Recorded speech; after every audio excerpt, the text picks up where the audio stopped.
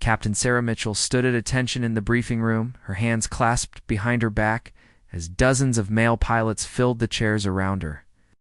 The air was thick with tension and barely concealed skepticism. At 28, she was one of only 3 women in the elite 334th Fighter Squadron, and by far the most outspoken about advanced combat tactics. "Gentlemen and lady," Colonel Harrison began, his voice carrying across the room, "we're facing a new reality in modern warfare. Our enemies are getting smarter, their technology more sophisticated. We need pilots who can think beyond traditional dogfighting techniques." Sarah's pulse quickened. She had been waiting for this moment for months, ever since she had submitted her classified proposal about stealth maneuvering in conventional aircraft. The other pilots shifted in their seats, some rolling their eyes when they noticed her eager expression. "Mitchell," the colonel called out, "you've been pushing this stealth theory of yours. Care to enlighten the squadron?" Sarah stepped forward, feeling the weight of 40 pairs of eyes on her. She had practiced this presentation countless times. In her quarters, but standing here before her peers, felt different. The doubt in their faces was unmistakable. "Sir, traditional air combat relies heavily on radar detection and missile locks," she began, her voice steady despite her racing heart. "But what if we could minimize our radar signature without actual stealth technology? What if we could use weather patterns, terrain masking, and specific flight angles to become nearly invisible to enemy systems?" Captain Jake Morrison, a veteran pilot with over 2,000 flight hours, let out a barely audible snort. "Here we go again with the video game tactics," he muttered to the pilot next to him, loud enough for Sarah to hear. Sarah's jaw tightened, but she continued. "I've run computer simulations showing that an F-16 can reduce its radar cross-section by up to 70% using these techniques. Combined with electronic countermeasures and precise timing, it becomes possible to engage multiple targets before they even know you're there." "Simulations," scoffed Lieutenant Rodriguez from the back row. "That's not real flying, Mitchell. When you're pulling 6Gs with missiles screaming past your canopy, your fancy theories won't mean much." The room erupted in murmurs of agreement. Sarah felt her cheeks burn, but she pressed on. She clicked to her next slide, showing radar plots and engagement scenarios. The Israeli Air Force used similar principles in 1982 when they destroyed Syrian air defenses in the Bekaa Valley. They approached from unexpected angles, used terrain features, coordinated their attacks to overwhelm enemy systems. "That was a different time, different technology," argued Captain Thompson, a squadron leader with a reputation for aggressive tactics. "Modern radar systems are too advanced for those old tricks. You're talking about fantasy, not combat reality." Colonel Harrison raised his hand for silence.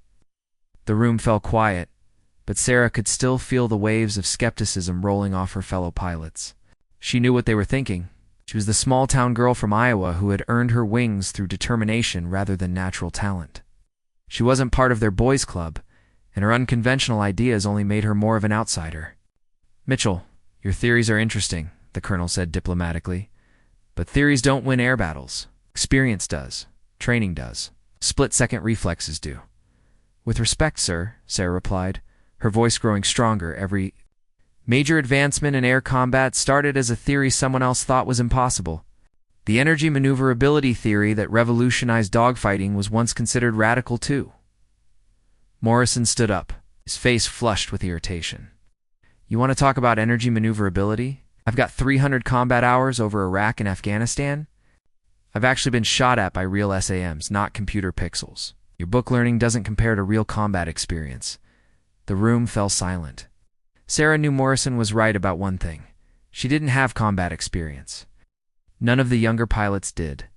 The wars in Iraq and Afghanistan were winding down, and most of her generation had trained for conflicts that never came. But she also knew that lack of combat experience didn't make her theories invalid. "Captain Morrison," she said calmly, "absolutely right that I don't have your combat experience. But neither did the Wright brothers when they revolutionized flight. Neither did Chuck Yeager when he broke the sound barrier. Sometimes it takes a fresh perspective to see possibilities that experience might overlook." The comparison to aviation legends drew more eye rolls and head shakes. Sarah realized she was losing the room entirely. These men had spent years proving themselves in one of the most demanding professions in the world. They had earned their place through skill, courage, and dedication. To them, her theories probably sounded like the desperate attempts of someone trying to shortcut her way to recognition. Colonel Harrison sensed the growing tension. "All right, people, that's enough debate for one day. Mitchell, I appreciate your enthusiasm. But we need to focus on proven tactics and real-world training scenarios." Dismissed, as the pilots filed. Out of the briefing room, Sarah caught fragments of their conversations. "Stealth pilot Barbie," someone chuckled. "Maybe she should stick to video games," another voice suggested. The words stung more than she wanted to admit. Morrison paused at the door and turned back to her. "Look, Mitchell, I don't have anything personal against you. You're a decent pilot. This isn't the place for experimental theories. Lives depend on what we do up there. Stick to what works." Sarah nodded politely, but inside she was burning with frustration. She gathered her presentation materials with trembling hands, trying to maintain her composure. As the last pilot left the room, she finally allowed herself to slump into a chair. Colonel Harrison approached her, his expression softer now that they were alone. "Sarah, I know you believe in your ideas, but you need to understand the position I'm in. I can't risk squadron cohesion on unproven theories. These men need to trust each other completely." "I understand, sir," Sarah replied, though her voice betrayed her disappointment. "But what if I'm right? What if there's a way to give our pilots a significant advantage that we're just ignoring?" The colonel sighed. "Then you'll have to find a way to prove it that doesn't involve putting anyone at risk. Real proof, not computer simulations." As Sarah walked back to her quarters, she could still hear the echoes of laughter from the officers' club. She knew. They were talking about her, probably sharing jokes about the female pilot who thought she could reinvent air combat. The rejection hurt. But it also fueled something deeper inside her, a determination to prove that her ideas weren't just theoretical fantasies. That night, she sat at her desk reviewing her research, making notes, and planning her next move. She would find a way to demonstrate her theories, even if it meant doing it alone. The mockery and skepticism only made her more determined to show them what was possible when someone dared to think differently. About the ancient art of aerial warfare. 3 months had passed since the disastrous briefing room presentation, and Sarah had thrown herself into every training exercise with renewed intensity. While her squadron mates continued their traditional formation flying and weapons training, she used every spare moment to practice her unconventional techniques in secret. The base's flight simulator became her second home, where she could experiment without risking million-dollar aircraft or drawing unwanted attention. The opportunity she had been waiting for came on a gray Tuesday morning when Colonel Harrison announced a major training exercise. The 334th Fighter Squadron would be participating in Red Flag, the Air Force's premier air combat training program at Nellis Air Force Base in Nevada. It would be 2 weeks of the most realistic air-to-air combat training outside of actual war. This is your chance to prove yourselves against the best aggressor pilots in the world. Colonel Harrison told the assembled squadron, "The aggressors fly like enemy forces, use enemy tactics, and they know every trick in the book. Some of you have never faced opposition this skilled." Sarah's heart raced with excitement and nervousness. Red Flag was where reputations were made and broken. It was also where her theories would face their ultimate test, not against computer simulations, but against human adversaries flying real aircraft with decades of combined experience. The flight to Nellis took 4 hours, and Sarah spent most of it reviewing her notes and visualizing engagement scenarios. When they landed in the Nevada desert, the scale of the operation became clear. Hundreds of aircraft from multiple services filled the ramp area. F-16, S, F-16, SF, FA, Sherba, S, and even some foreign aircraft participating in the exchange program. The aggressor squadron's distinctive camouflage paint schemes stood out among the crowd. During the first briefing, Sarah met the opposition she would be facing. The aggressor pilots were a mixture of seasoned veterans and younger hotshots, all trained to replicate the tactics of potential enemy air forces. Their leader, Major Rick Viper Carson, had a reputation that preceded him. 15 years of flying, multiple red flag victories, and an ego to match his skill level. Well, Major Carson said, when he spotted Sarah in the pilot ready room. I heard the 334th brought their diversity higher. Don't worry, sweetheart. We'll go easy on you during your first real air combat training. The condescending tone and fake smile made Sarah's blood boil, but she kept her expression neutral. She had learned that responding to such comments only gave these men more ammunition. Instead, she simply nodded and continued studying her mission materials. The first few days of Red Flag were brutal for the entire 334th Squadron. The aggressors systematically dismantled their traditional tactics, exploiting every weakness in their formations and procedures. Sarah found herself shot down repeatedly. Her aircraft declared dead by the exercise controllers before she could even engage the enemy. Mitchell, you're thinking too much up there, Captain Morrison told her after another failed sortie. You're so busy trying to be clever that you're forgetting the basics. Just fly your jet and fight like we trained you.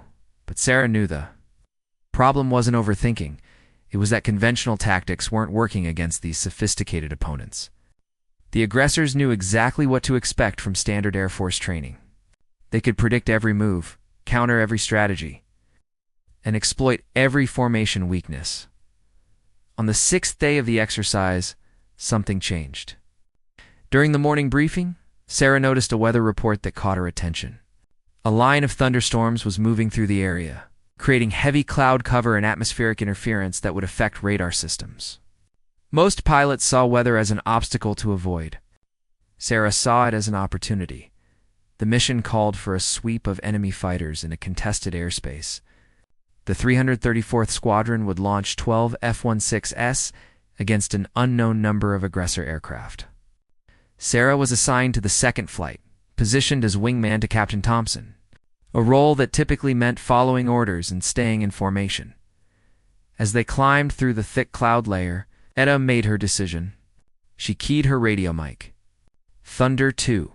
Requesting permission to detach for independent reconnaissance. Thompson's voice crackled back through her headset. -2. Maintain formation and follow standard procedures. Sarah gritted her teeth in frustration, but she had expected this response. For the next 10 minutes, she flew dutifully in Thompson's wing, watching as their formation approached the engagement area, using predictable routes and altitudes. Through her radar warning receiver, she could already hear the electronic signatures of aggressor aircraft, positioning themselves for an ambush. Then the shooting started. Red Force missiles began flying, and the radio channels erupted with calls of Fox 1 and Splash as aircraft were eliminated from the exercise. Within minutes, 8 of the 12 334th Squadron aircraft had been declared destroyed, including Thompson's jet. Thunder 2. Your flight lead now, came the call from the exercise controller. Continue the mission with remaining aircraft. Sarah found herself suddenly in command of 3 remaining F-16s, flying against an unknown number of enemies who had just demonstrated their overwhelming tactical superiority. This was her moment. She could either follow standard procedures and suffer the same fate as her squadron mates, or she could finally put her theories to the test. Thunder Flight, this is 2, she transmitted. We're changing tactics. Follow my lead and maintain radio silence unless absolutely necessary. She pushed her throttles forward and dove toward the cloud deck below, using the weather system she had studied in the morning briefing. The thick clouds would scatter radar energy and make tracking difficult. She adjusted her flight path to follow terrain features that would mask her approach. Keeping mountain ridges between herself and known enemy positions, her wingman followed reluctantly, clearly uncertain about these unconventional maneuvers. Sarah could imagine their confusion, but she didn't have time to explain her strategy. She was flying on instinct now, using every technique she had developed during those long hours in the simulator. Through breaks in the clouds, she caught glimpses of enemy aircraft positioned exactly where her predictions had placed them. The aggressors were set up in a classic ambush formation, waiting for the remaining Blue Force aircraft to approach using standard routing. They had no idea that Sarah was approaching from an unexpected angle. Using the weather and terrain to mask her approach, she activated her electronic countermeasures and adjusted her radar to passive mode, relying on her targeting pod and visual identification instead of active radar that would give away her position. The storm system was providing natural interference that degraded enemy radar effectiveness, while her careful routing kept her out of their search patterns as she maneuvered into firing position behind an unsuspecting aggressor, F-16. Sarah felt a surge of vindication. Her theories were working. The enemy pilot had no idea she was there, focused instead on watching for threats from the expected direction. She achieved a perfect targeting solution and simulated a missile shot. Fox 2. Fox 2, she called out, announcing her simulated kill. The aggressor pilot's voice came over the radio, filled with confusion and frustration. Where the hell did that come from? But Sarah was already moving to her next target. Using the confusion caused by her first attack to position herself for another engagement, the enemy formation was breaking apart now. No longer confident in their situational awareness, they had expected easy targets flying predictable patterns, not a phantom aircraft that seemed to appear and disappear at will within the next 8 minutes. Sarah managed to achieve targeting solutions on 4 more enemy aircraft. Her wingmen, following her unorthodox tactics, scored additional kills of their own. By the time the exercise controller called "knock it off," ending the engagement, Sarah's small flight had reversed the entire tactical situation. The post-mission debriefing was unlike anything she had ever experienced. The aggressor pilots, normally confident and slightly arrogant, sat in stunned silence as the exercise controllers replayed the radar tracks showing Sarah's approach routes. Major Carson stared at the displays with obvious disbelief. "How did you get behind us without being detected?" he finally asked. "Our radar coverage should have been comprehensive." Sarah stood at the front of the briefing room. It's no longer the uncertain pilot who had been mocked months earlier. "Weather masking, terrain following, and electronic countermeasures," she explained calmly. "Plus some unconventional approach angles that took advantage of gaps in your search pattern." The room was silent. For the first time since she had joined the squadron, her fellow pilots were looking at her with something other than skepticism. Captain Morrison leaned forward in his chair, studying the tactical display with new interest. Even Colonel Harrison had a thoughtful expression on his face. Major Carson shook his head slowly. "In 15 years of flying aggressor missions, I've never seen anything like that approach sequence. You flew like a ghost." Word of Sarah's unconventional victory at Red Flag spread quickly through the fighter pilot community. Within days of returning to base, she found herself receiving calls from other squadrons, training commands, and even Pentagon analysts who wanted to understand her techniques. The same pilots who had mocked her theories just weeks earlier were now asking detailed questions about weather masking and terrain following tactics. Colonel Harrison called her into his office on a Friday afternoon, his expression unreadable as she stood at attention before his desk. The walls were covered with photographs from his own flying career, images of F-15s over Iraq, formation flights, and ceremonial events that marked decades of service. "Mitchell, sit down," he said, gesturing to the chair across from his desk. "We need to talk about what happened at Nellis." Sarah's stomach tightened. She'd been expecting this conversation, but she wasn't sure whether it would result in recognition or reprimand. Breaking from standard procedures, even during training, was a serious matter in military aviation, sir? "I can explain my tactical decisions during the exercise," she began. But the colonel held up his hand. "I've already read the after-action reports," he said. 5 confirmed kills against the best aggressor pilots in the Air Force. Your approach routes were so unconventional that it took the intelligence analysts 3 days to figure out how you achieved surprise." He leaned back in his chair, studying her with the same intense gaze she had seen him use during pilot evaluations. "The question is, was this a lucky break, or can you repeat this performance consistently?" Sarah felt her confidence returning. "Sir, the techniques I used aren't based on luck. They're based on mathematical calculations of radar coverage, atmospheric interference patterns, and enemy psychology. I can teach these methods to other pilots. That's what I wanted to hear, Colonel Harrison said, surprising her with a slight smile. Because I just got off the phone with General Morrison at Air Combat Command. They want to know if we've developed something that could give our fighter pilots a significant advantage in a real conflict. The next few weeks transformed Sarah's role within the squadron completely. Instead of being the outsider with crazy theories, she became the pilot everyone wanted to learn from. The same men who had rolled their eyes at her presentations now gathered around her in the briefing room, asking questions about radar cross-section reduction and electronic warfare techniques. Captain Morrison, who had been her harshest critic, approached her after a training flight with an unexpected offer. "Mitchell, I owe you an apology," he said, his usual arrogance replaced by genuine humility. "I've been flying fighters for 8 years, and I thought I knew everything about air combat. You showed me there's always something new to learn." Sarah accepted his apology gracefully, but she could see the change in dynamics throughout the squadron. Pilots who had once excluded her from their informal discussions were now inviting her to join their post-flight debriefs. The Officers' Club, which had been a bastion of male bonding that she had rarely entered, became a place where she was welcomed and respected. The real test came when Air Combat Command ordered a formal evaluation of Sarah's techniques.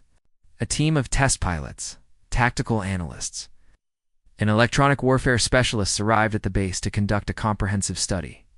They brought sophisticated radar equipment, computer modeling systems, and enough skepticism to sink a battleship. Major Patricia Wells, the lead test pilot, was a legend in her own right.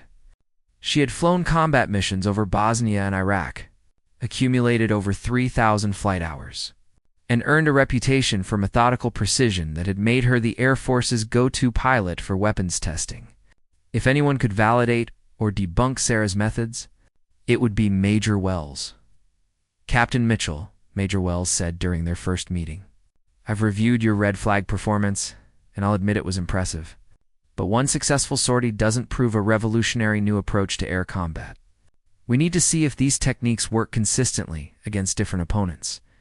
Under various conditions, the testing began with computer simulations that modeled Sarah's approach routes against different radar systems and enemy formations.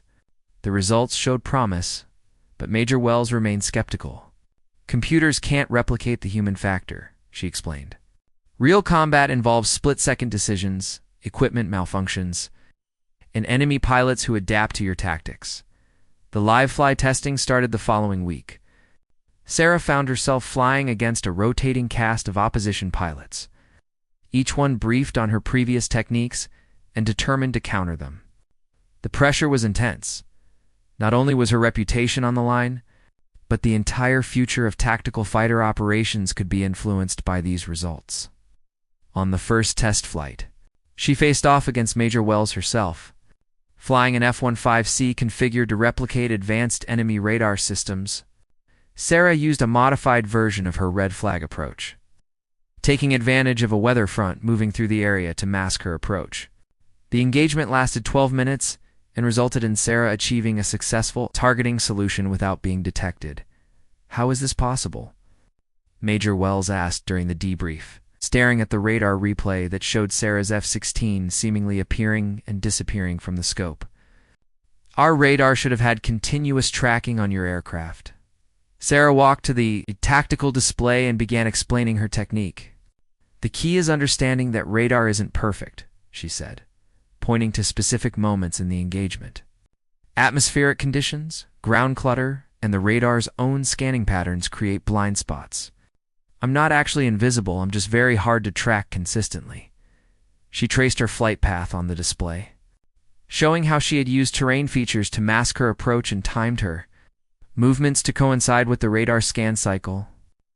When you combine this with specific angles that reduce radar cross-section and electronic countermeasures timed to coincide with moments of natural interference, you create windows of opportunity. The testing continued for 2 weeks, with Sarah facing increasingly sophisticated opposition. Each flight presented new challenges as enemy pilots learned from previous encounters and adapted their tactics. But Sarah adapted too, modifying her approach based on lessons learned and developing new techniques to counter enemy countermeasures. By the end of the evaluation period, Sarah had achieved successful engagements in 87% of her sorties. More importantly, she had demonstrated that her techniques could be taught to other pilots. 3 squadron mates who had learned her methods showed similar improvement in their own performance. Major Wells presented her final report to a room full of senior officers, including generals from Air Combat Command and representatives from the Pentagon. Gentlemen, what Captain Mitchell has developed isn't just a new tactic, it's a fundamental shift in how we think about air superiority. She clicked to a slide showing comparative engagement results. Traditional fighter tactics rely heavily on superior technology and pilot skill to achieve victory. Mitchell's approach adds a third dimension, tactical deception, that makes our existing aircraft far more effective than their specifications suggest. General Morrison, a stern man with gray hair and sharp eyes, leaned forward. Major Wells, are you telling me that one captain has discovered something that our best tactical schools missed? Sir, I'm telling you that Captain Mitchell has proven that innovative thinking can multiply the effectiveness of our existing systems. Major Wells replied, her techniques don't require new equipment or years of additional training. They can be implemented immediately and could provide a significant advantage in a real conflict. After the generals and analysts had left, Sarah found herself alone in the briefing room, staring at the tactical displays that showed the results of weeks of intensive testing. She thought back to that humiliating day months earlier when her squadron mates had laughed at her theories and dismissed her as a dreamer with unrealistic ideas. Colonel Harrison entered the room, carrying a folder thick with official documents. Congratulations, Sarah, he said, using her first name for the first time since she had joined the squadron. You've just been selected to head up the Air Force's new Advanced Tactical Development Program. Sarah looked up at him in surprise. Sir, what does that mean? It means you're going to teach your ghost flying techniques to fighter pilots across the entire Air Force, he replied with a grin. It also means you're being promoted to major and transferred to the weapons school at Nellis Air Force Base. As Sarah processed this information, she realized that her journey was far from over. Proving her theories had been just the beginning. Now she would face the challenge of transforming an entire military culture and teaching thousands of pilots to think differently about air combat. The girl from Iowa, who had been mocked for her unconventional ideas, was about to reshape the future of aerial warfare. Major Sarah Mitchell stood before a classroom of 32 of the Air Force's most experienced fighter pilots, each one handpicked from squadrons around the world to attend the inaugural Advanced Tactical Development course at Nellis Air Force Base. The weapons school auditorium buzzed with conversation as pilots compared notes about the mysterious new program that had brought them to the Nevada desert. These weren't fresh-faced lieutenants eager to learn new tricks. These were seasoned combat veterans, squadron commanders, and test pilots with decades of combined experience. Many had flown combat missions over Iraq, Afghanistan, Libya, and Syria. They had faced real surface-to-air missiles, engaged actual enemy aircraft, and survived situations that would have destroyed lesser pilots. Convincing them to abandon proven tactics in favor of experimental techniques would be Sarah's greatest challenge. Yet, gentlemen, welcome to Ghost School, Sarah began, using the nickname that had emerged for her program. Over the next 6 weeks, we're going to challenge everything you think you know about air-to-air combat. A hand shot up in the back row. Lieutenant Colonel James Hawk Patterson, squadron commander with over 4,000 flight hours and 2 combat tours, didn't wait for permission to speak. Major Mitchell, with all due respect, some of us have been flying and fighting for longer than you've been in the Air Force. What makes you think you can teach us something new? The challenge was direct and unmistakably confrontational. Sarah had expected this resistance, but facing it in person still sent her pulse racing. The room fell silent as 31 other pilots waited to see how she would handle Patterson's question. Colonel Patterson, you're absolutely right, Sarah replied calmly. Most of you have more combat experience than I do. But that experience was gained using tactics developed 20 or 30 years ago. Our potential enemies have been studying those same tactics for decades, developing countermeasures and strategies specifically designed to defeat them. She clicked to her first slide, showing recent intelligence assessments of enemy air defense systems. The threats we face today aren't the same ones you fought in Iraq or Afghanistan. Modern surface-to-air missile systems can track multiple targets simultaneously. Enemy fighters are equipped with radar systems that can detect our aircraft at ranges exceeding 50 miles. Traditional tactics that worked against older threats may not be effective against current-generation opponents. Colonel Patterson wasn't finished. So your solution is to turn fighter pilots into magicians? Make our jets disappear with smoke and mirrors? Several pilots chuckled, and Sarah felt the familiar sting of being dismissed before she could present her evidence. But she had learned from those early experiences. Instead of getting defensive, she smiled and walked to the tactical display at the front of the room. Actually, Colonel, that's exactly what I'm proposing, she said, surprising the room with her direct answer. Not literal magic, but tactical deception so sophisticated that it might as well be supernatural to our enemies. She activated the display, showing a three-dimensional representation of an air engagement. This is the red flag sortie that started this whole program. Watch what happens when a single F-16 uses unconventional approach routes and timing.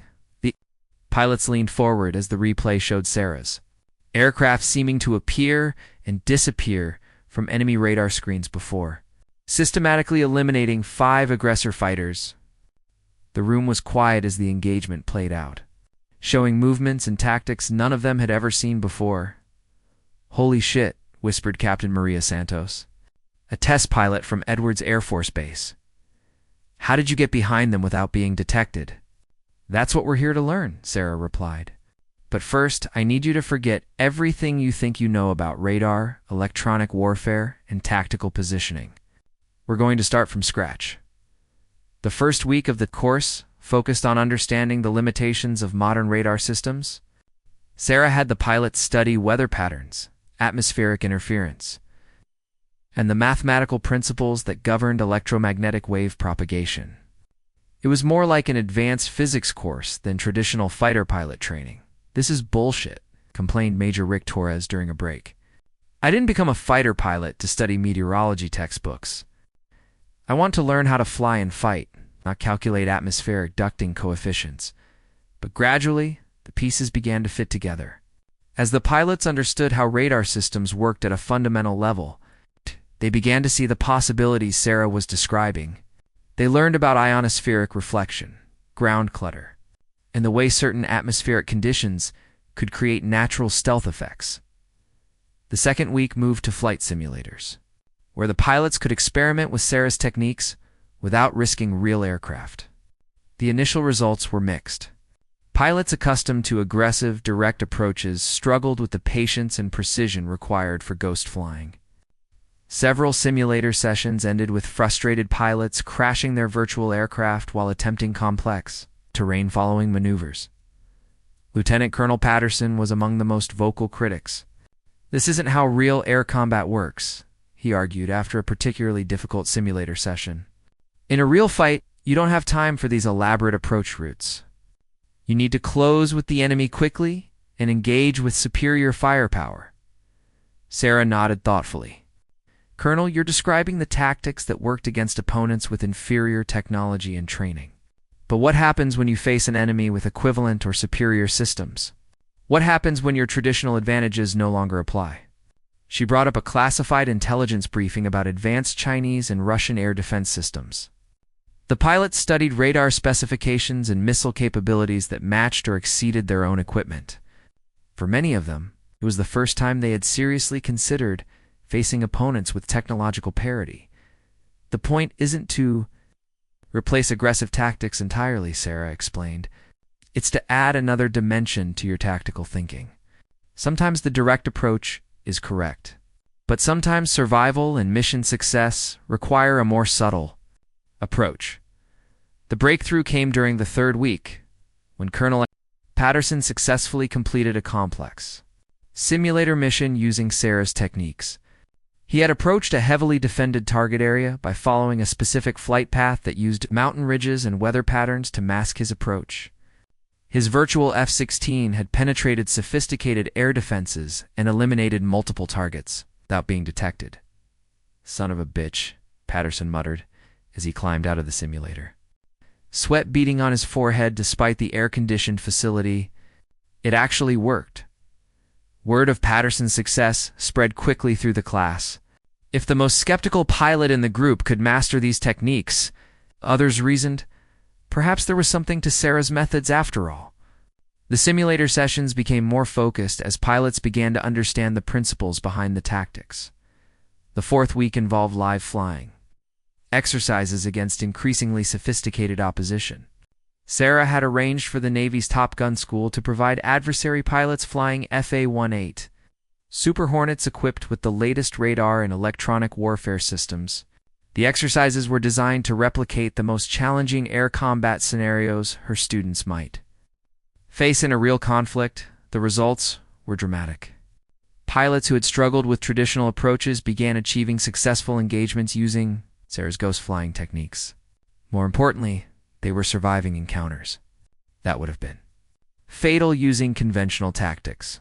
Captain Santos scored her first simulated kill against a Top Gun instructor who had been flying adversary missions for 8 years.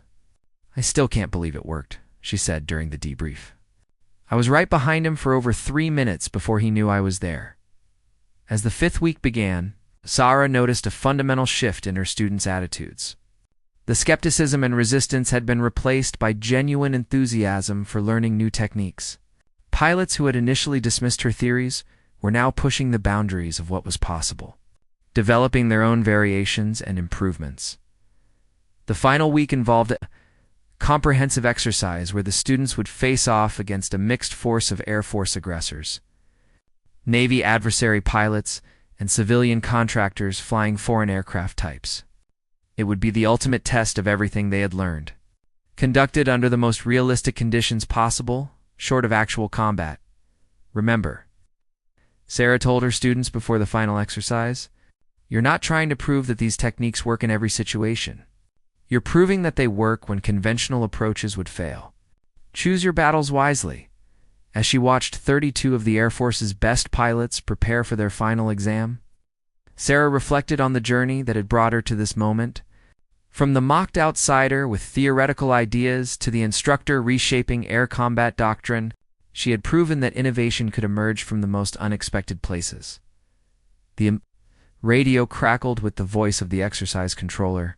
"Ghost Flight, you are cleared for takeoff. Time to show us what you've learned." 6 months after the South China Sea mission, Colonel Sarah Mitchell stood in the Pentagon briefing room, addressing an audience that represented the highest levels of military leadership from around the world. The room was packed with generals, admirals, defense ministers, and intelligence chiefs from allied nations, all gathered to understand how a single tactical innovation had fundamentally altered the balance of air power in the Pacific. The walls displayed tactical maps showing the current military situation. In various global hotspots, Chinese forces had withdrawn their most advanced air defense systems from disputed territories following the successful strikes, and other potential adversaries were reportedly reassessing their own defensive strategies. The successful demonstration of ghost flying techniques had created a ripple effect throughout international military circles. "Ladies and gentlemen," Sarah began, her voice carrying the confidence that came from having proven her theories in the most demanding circumstances possible. 6 months ago, conventional wisdom held that modern air defense systems had made traditional fighter operations obsolete in contested environments. Today, I'm here to explain how innovative tactics can restore the advantage to offensive air operations. In the front row sat General Harrison, now the Air Force Chief of Staff, his face showing obvious pride in his former squadron members' achievements. Next to him, Admiral Wright nodded approvingly as Sarah outlined the technical details of the mission that had validated years of theoretical development. "The key insight," Sarah continued, Clicking to a slide showing radar coverage patterns is that no defensive system is perfect. Every radar has limitations. Every missile system has vulnerabilities, and every tactical doctrine has blind spots. The challenge is identifying these weaknesses and developing techniques to exploit them systematically. Defense Minister Catherine Hughes from the United Kingdom raised her hand. Colonel Mitchell, are you suggesting that a handful of conventional fighter aircraft can now penetrate the most sophisticated air defenses in the world? Sarah nodded. Minister Hughes, that's exactly what I'm suggesting. But only if those aircraft are flown by pilots trained in advanced tactical deception techniques and supported by detailed intelligence analysis of enemy systems. She clicked to the next slide, showing before and after satellite imagery of the Chinese missile sites. The South China Sea operation involved 12 Navy F-18s penetrating a defensive network that included over 30 radar systems and dozens of surface-to-air missile launchers. They destroyed their targets without losing a single aircraft. Despite facing some of the most advanced threats in the world, the room buzzed with quiet conversations as military leaders processed the implications of what Sarah was describing. Traditional air power doctrine had emphasized overwhelming force and technological superiority. Sarah's approach suggested that tactical innovation could achieve similar results with far smaller forces. General Pierre Dubois, from the French Air Force, leaned forward in his chair. Colonel, are these techniques being shared with Allied air forces? The implications for NATO air operations could be significant. General Dubois. That's exactly why we're here today, Sarah replied. The United States is prepared to share ghost flying techniques with allied nations through an expanded training program. We're establishing international courses at Nellis Air Force Base and inviting pilots from partner nations to attend. The announcement generated immediate interest. Several defense ministers began taking notes, while others whispered urgently to their military advisors. The prospect of gaining access to tactics that had proven themselves in actual combat was clearly attractive to nations facing increasingly sophisticated air defense threats. Admiral Chen Wei, representing the Taiwanese military, asked the question that was on everyone's mind. Colonel Mitchell, how effective would these techniques be against the air defense systems that China has deployed along its coast? Taiwan faces the prospect of operating against the most concentrated air defense network in history. Sarah paused thoughtfully before answering. The question touched on one of the most sensitive military situations in the world, and her response would be analyzed by intelligence services from multiple nations. Admiral Chen, ghost flying techniques are most effective against integrated air defense systems that rely on predictable radar coverage and standardized operating procedures. She replied carefully. The more sophisticated and centralized the enemy system, the more vulnerable it becomes to tactical deception. The implication was clear without being explicitly stated. China's massive investment in advanced air defense technology could potentially be countered by relatively small numbers of properly trained pilots using innovative tactics. After the formal briefing ended, Sarah found herself surrounded by military officers requesting additional details about training programs, equipment requirements, and tactical applications. The level of interest was overwhelming, but it also validated everything she had worked to achieve. General Harrison approached as the crowd finally began to disperse. Sarah, I have news that I think you'll find interesting, he said with a slight smile. The President has approved your promotion to Brigadier General. Air Force Base Sarah felt her breath catch. Brigadier General was a rank she had never dared to imagine achieving, especially not at 32 years old. The Air Combat Innovation Center represented the institutionalization of everything she had developed, ensuring that innovative tactical thinking would become a permanent part of Air Force doctrine. Sir, I'm honored, she replied, struggling to process the magnitude of the opportunity. What will be the center's mission? Your job will be to stay ahead of our adversaries, General Harrison explained. As enemy air defense systems evolve, our tactics need to evolve faster. You'll have resources to develop new techniques, test advanced concepts, and train the next generation of tactical innovators. As Sarah walked through the Pentagon corridors toward her temporary office, she reflected on the incredible journey that had brought her to this moment. The young captain who had been mocked for her theoretical ideas had become a general officer responsible for shaping the future of air combat. Her phone buzzed with a text message from Lieutenant Commander Morrison, now commander of his own squadron. Saw the news about your promotion, General? Well deserved.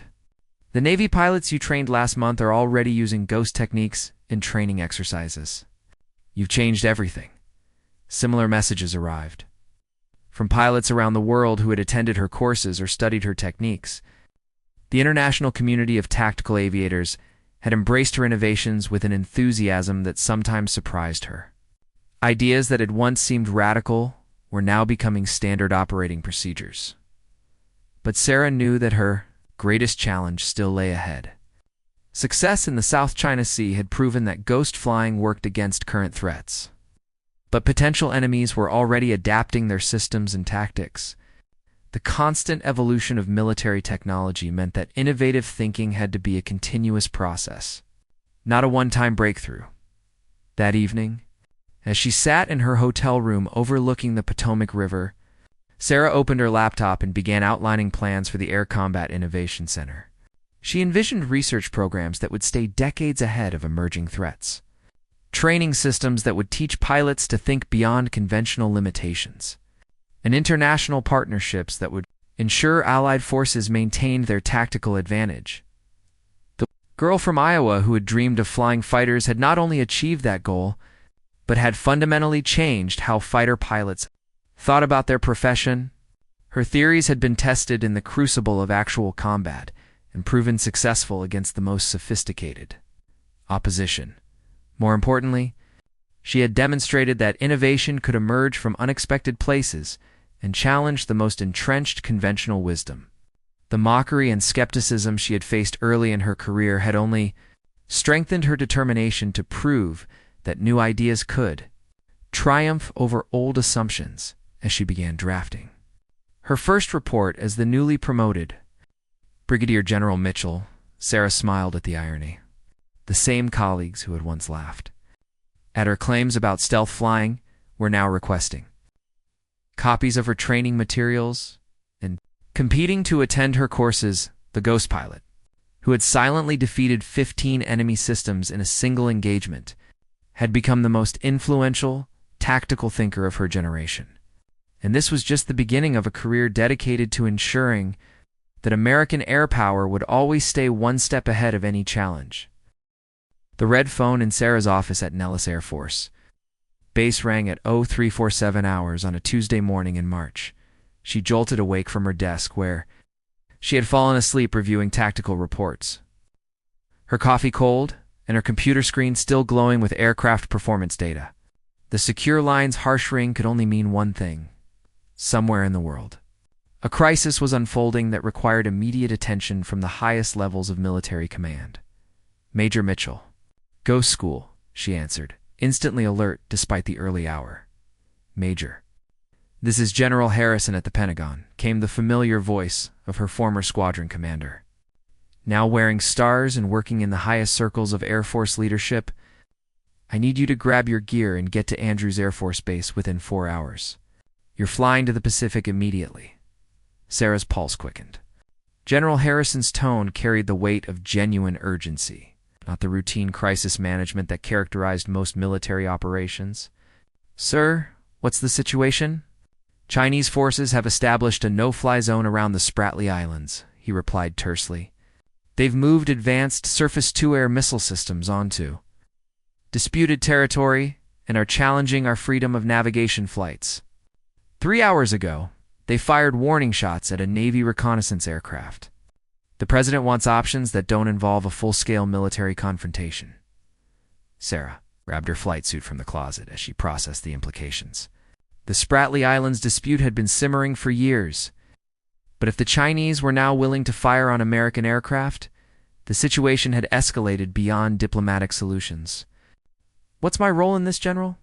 The Navy has 12 F-18 Super Hornets on the USS Abraham Lincoln, but their conventional approach routes would take them directly through heavily defended airspace. Pacific Fleet wants to know if your ghost flying techniques could provide a way to neutralize the missile sites without triggering a broader conflict. Within 2 hours? Sarah was aboard a C-37A, Gulfstream jet racing. Across the country, toward Andrews Air Force Base, she spent the flight reviewing classified intelligence reports about Chinese air defense systems. In the South China Sea, the pictures showed sophisticated radar installations, mobile missile launchers, and fighter aircraft that represented the most advanced threats American forces had faced since the Cold War. At Andrews, she transferred to a military transport that would take her across the Pacific to meet with the USS Abraham Lincoln's Air Wing commanders. The 12-hour flight gave her time to study detailed satellite imagery of the disputed islands and plan potential approach routes that could exploit weather patterns and terrain features in the area. The carrier was a city at sea, home to over 5,000 sailors and Marines operating in one of the most politically sensitive regions on Earth. When Sarah's transport landed on the flight deck, she was immediately struck by the tension that permeated the ship. This wasn't a training exercise or routine deployment.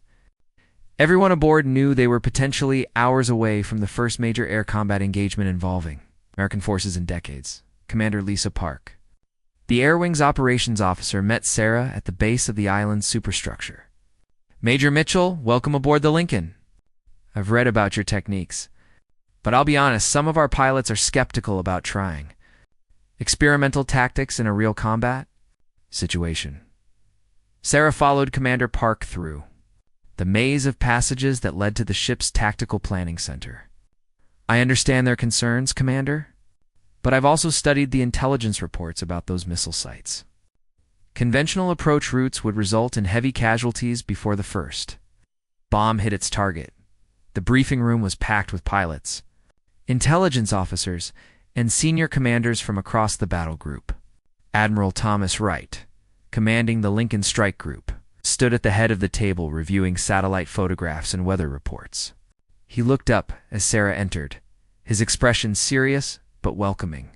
"Major Mitchell, I've heard impressive things about your work at Nellis," Admiral Wright said.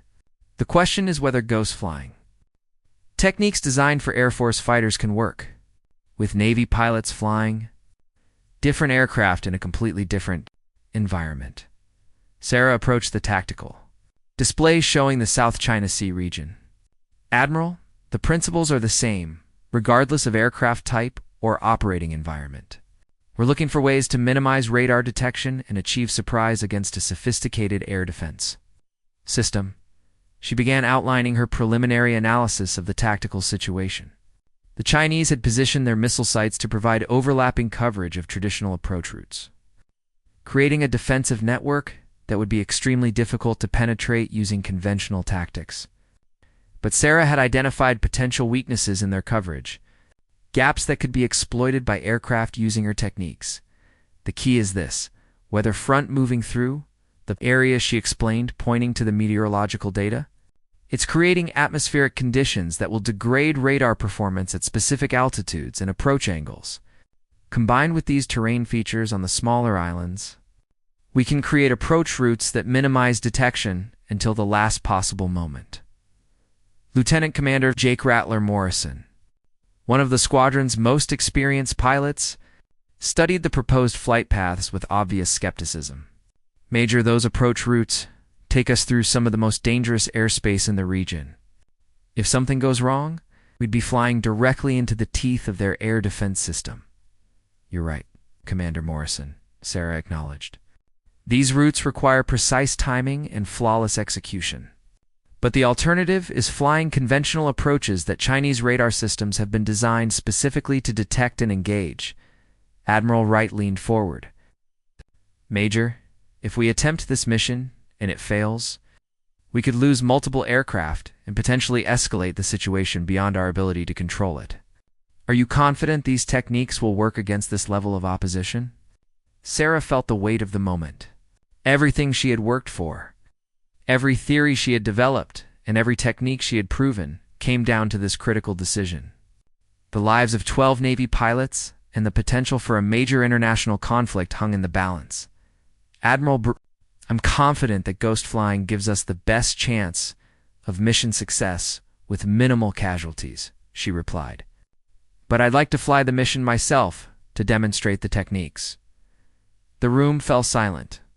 Admiral Wright raised an eyebrow. "Major, you're not carrier qualified. You've never landed an F-18 on a moving flight deck. Then I'll fly an Air Force F-16 from the nearest land base and coordinate with the Navy strike package," Sarah replied. "I can demonstrate the approach techniques and provide real-time tactical guidance." Commander Park looked at the Admiral questioningly. "Sir, we could have Major Mitchell fly alongside our aircraft using a tanker-supported mission profile. She could validate the approach routes while our pilots execute the actual strikes." Admiral Wright considered the proposal for several moments before nodding. "Very well. We'll plan a coordinated strike using your techniques." "Major, but I want extensive rehearsals before we commit to the actual mission. We get one chance to do this right. The next 18 hours were a blur of mission planning, weather analysis, and tactical rehearsals." Sarah worked closely with the Navy pilots, adapting her techniques to their aircraft and the unique challenges of operating over water. The F-18 Super Hornets had different radar signatures and performance characteristics than the F-ATs she was accustomed to, requiring modifications to her approach methods.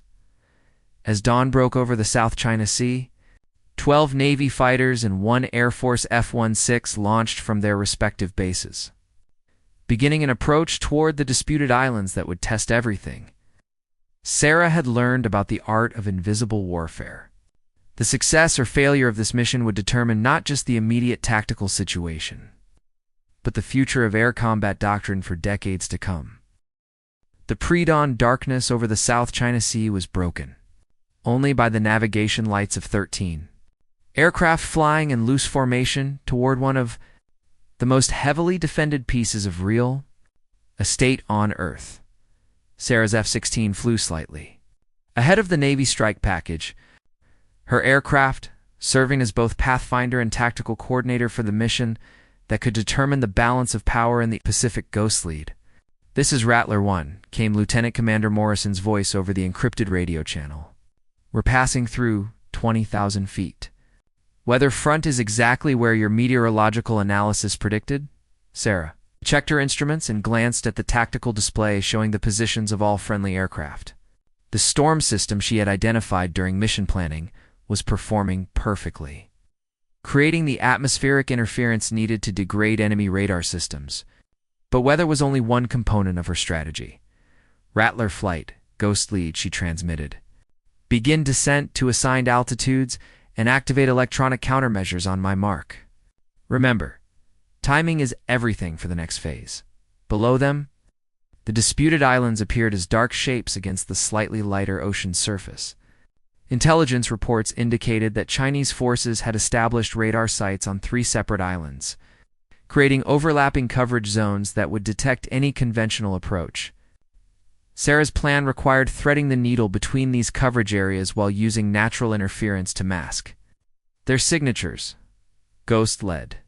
This is Hawkeye," called the voice of the E-2 Hawkeye early warning aircraft orbiting safely outside the engagement zone. "We're showing multiple radar emissions from target area. Count 12 active search radars and at least 6 surface-to-air missile systems." Sarah felt her pulse quicken. The intelligence estimates had predicted 8 to 10 radar systems, but the Chinese had deployed even more sensors than expected. Her carefully calculated approach routes suddenly seemed more precarious, but there was no turning back now. "Copy, Hawkeye." "Ghost Lead acknowledges increased threat count," she replied, quickly recalculating the geometric relationships between radar coverage zones. "Rattler flight, adjust your intervals to account for additional sensors. We're still within acceptable parameters." The formation began its complex approach sequence, with each aircraft following a precisely timed flight path designed to exploit gaps in radar coverage. Sarah led them through a series of altitude changes and course corrections that looked random but were actually based on detailed analysis of radar beam patterns and atmospheric conditions at 18,000 feet. The weather front created a natural radar shadow that allowed the formation to penetrate the outer detection zone unnoticed. Sarah's electronic warfare system showed multiple radar signals sweeping the area, but their aircraft were flying in the gaps between search beams, 15 miles from first target, reported Commander Park from Rattler 3. Still no indication of detection.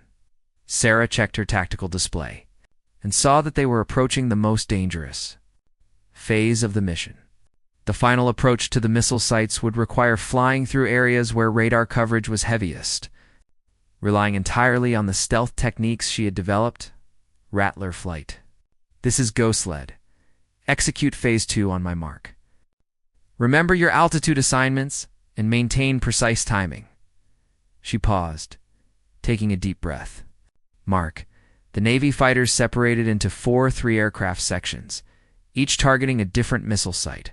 Sarah watched her tactical display as 12 Super Hornets disappeared into the electronic maze of overlapping radar beams, following approach routes that would take them to their targets while minimizing detection probability. For 8 minutes, Sarah flew alone above the formation, monitoring radio channels and tracking the progress of each section. Her radar warning receiver showed multiple threats activating and searching, but none of them appeared to have locked onto the attacking aircraft. Then everything changed. Ghost Lead Rattler 7. Came an urgent transmission. I've got a SAM launch indication. Missile in the air. Sarah's blood ran cold as she watched her tactical display. One of the Chinese missile sites had detected something, either radar returns from one of the attacking aircraft or perhaps just suspicious atmospheric readings that had prompted a defensive launch. Rattler 7. Execute evasive maneuvers per briefed procedures, she transmitted, fighting to keep her voice calm. All other sections continue to target. On her display, she could see a surface-to-air missile climbing rapidly toward the altitude where Rattler 7 was flying his approach. The pilot had seconds to react, and his survival would depend entirely on the defensive techniques Sarah had taught him. Rattler 7 is notching and deploying countermeasures, came the pilot's tense voice. Missile appears to be tracking. Sarah watched helplessly as the deadly game of cat and mouse played out on her radar scope. The Chinese missile was sophisticated, designed to counter traditional electronic countermeasures and evasive maneuvers. But Rattler 7 wasn't flying traditional patterns. Missile has lost lock. The pilot reported with obvious relief. Returning to attack heading. The defensive success was short-lived. Sarah's radar warning receiver suddenly erupted with new threat indications as multiple missile sites began launching weapons. The Chinese defenders had detected the attack and were flooding the airspace with surface-to-air missiles. All Rattler aircraft, we have multiple SAM launches, Sarah announced over the radio. Execute defensive procedures and continue to target. Do not abort the mission. The next 5 minutes were the longest of Sarah's career. Her radio crackled with reports of missile launches, defensive maneuvers, and targeting updates as 12. Navy pilots fought their way through one of the most sophisticated air defense systems ever deployed. She watched her tactical display as aircraft symbols weaved through clouds of missile tracks, each maneuver potentially meaning the difference between life and death. Rattler 4. Rifle. Bombs away on target 2, came the first attack report. Rattler 9. Rifle. Target 4 is engaged, followed seconds later, one by one. The sections reported successful weapon releases as they reached their assigned targets. The Chinese missile sites that had been coordinating their defenses were systematically destroyed by precision weapons delivered by pilots who had approached undetected until the final moments of their attacks. Ghost Lead. This is Rattler 1. Commander Morrison's voice carried a tone of amazement. All targets destroyed. We're egressing the area. No friendly casualties reported. Sarah felt a surge of triumph mixed with relief. 13 aircraft had penetrated one of the world's most sophisticated air defense systems, destroyed their targets, and escaped without loss. The ghost flying techniques she had developed in training simulators had just proved themselves in the most demanding test possible. Actual combat against a peer-level opponent, Hawkeye, Ghost-led, she transmitted to the early warning aircraft. Mission successful. Request strike assessment and damage report. Ghost Lead Hawkeye. Initial satellite imagery shows all primary targets destroyed. Chinese radar emissions have dropped to less than 20% of pre-strike levels. Naval forces in the area are reporting suspension of hostile activities, as the formation climbed away from the target area and headed toward their recovery bases. Are reflected on what had just occurred. In less than 30 minutes, a small force of American aircraft had neutralized a major threat to freedom of navigation in one of the world's most important shipping lanes. They had done it without losing a single pilot and with minimal risk of escalating the conflict beyond control. The techniques that had begun as theoretical concepts in a Nevada briefing room had just changed the balance of power in the Pacific. More importantly, they had proven that innovative thinking and careful preparation could overcome even the most advanced technological threats. Rattler flight. "This is Ghost-led," Sarah transmitted as they crossed into international airspace. "Outstanding work today. You've just proven that American air power can adapt and overcome any challenge, Lieutenant." Commander Morrison's reply carried a note of genuine respect that Sarah had never heard from him before. "Ghost-led, I owe you an apology. I thought your techniques were too theoretical for real combat. Today you saved all our lives." As Sarah's F-16 headed back toward its recovery base, she knew that this mission would be studied and analyzed for years to come. The successful application of ghost flying techniques against a sophisticated opponent would revolutionize air combat doctrine and training programs around the world. But for now, she was simply grateful that 13 American pilots were flying home safely, having accomplished a mission that conventional wisdom said was impossible. The girl from Iowa who had been mocked for her unconventional ideas had just proven that innovation and determination could triumph over any obstacle,